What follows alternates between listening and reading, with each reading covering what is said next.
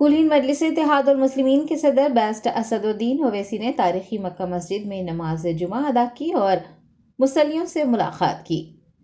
AIMIM سربراہ barrister Asad الدین اویسی اور مجلس کے تمام اراکین اسمبلی تلنگانہ اسمبلی انتخابات کے بعد سے اور لوک سبھا انتخابات کی تیاریوں کے درمیان عوام کے درمیان دیکھے جا رہے ہیں۔ عوامی مسائل حل کرنے کا سلسلہ بھی جاری ہے، عوام سے ملاقاتیں بھی کی جا رہی ہیں۔